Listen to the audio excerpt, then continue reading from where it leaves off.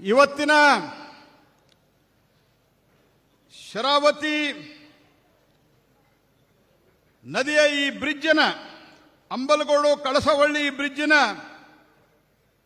ಉದ್ಘಾಟನೆ ಸಮಾರಂಭದಲ್ಲಿ ವೇದಿಕೆ ಮೇಲಿರುವಂತಹ ನಮ್ಮೆಲ್ಲರ ನೆಚ್ಚಿನ ನಾಯಕರು,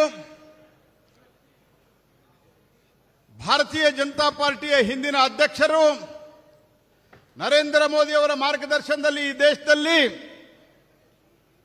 ಒಂದು ಬಹುದೊಡ್ಡ ರಸ್ತೆ ಕ್ರಾಂತಿಯನ್ನು ನಿರ್ಮಾಣ ಮಾಡಿ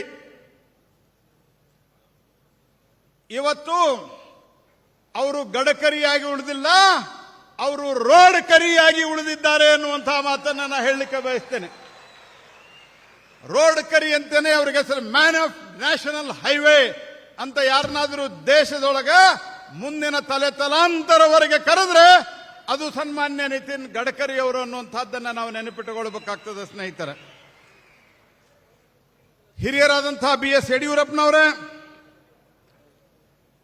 ಹಾಗೂ ಇವತ್ತಿನ ಈ ಕಾರ್ಯಕ್ರಮದಲ್ಲಿ ಅತ್ಯಂತ ಉತ್ಸಾಹದಿಂದ ಭಾಗವಹಿಸಿರುವಂತಹ ರಾಜ್ಯದ ಅತ್ಯಂತ ಹಿರಿಯ ರಾಜಕಾರಣಿಯಾದಂತಹ ಶ್ರೀ ಕಾಗೋಡು ತಿಮ್ಮಪ್ಪನವರೇ ಮತ್ತು ಈ ಬ್ರಿಡ್ಜ್ ಆಗುವವರೆಗೆ ಬಹಳ ದೊಡ್ಡ ಪ್ರಮಾಣದಲ್ಲಿ ಫಾಲೋ ಅಪ್ ಮಾಡಿ ಬೆನ್ನತ್ತಿ ಕೆಲಸ ಆಗುವಂತೆ ನೋಡಿಕೊಂಡಿರುವಂತಹ ಶ್ರೀ BY ರಾಘವೇಂದ್ರ ಅವರೇ ಈ ಭಾಗದ ಲೋಕಸಭಾ ಸದಸ್ಯರು. ಒಂದಂತೂ ಹೇಳ್ತೀನಿ, ರಾಘವೇಂದ್ರನಷ್ಟು ಫಾಲೋ ಅಪ್ ಯಾರಾದರೂ ಮಾಡಿದ್ರೆ ಆ ಮಂತ್ರಾಲಯದ ರಾಘವೇಂದ್ರನ ಒಲಿದು ಬಿಡ್ತಾನೆ. ಆ ರೀತಿ ಫಾಲೋ ಅಪ್ ಅನ್ನ ರಾಘವೇಂದ್ರ ಅವರು ಮಾಡ್ತಾರೆ. ಮತ್ತು ಯಡಿಯೂರಪ್ಪನವರಿಗೆ ಹೋಲಿಸಿದ್ರೆ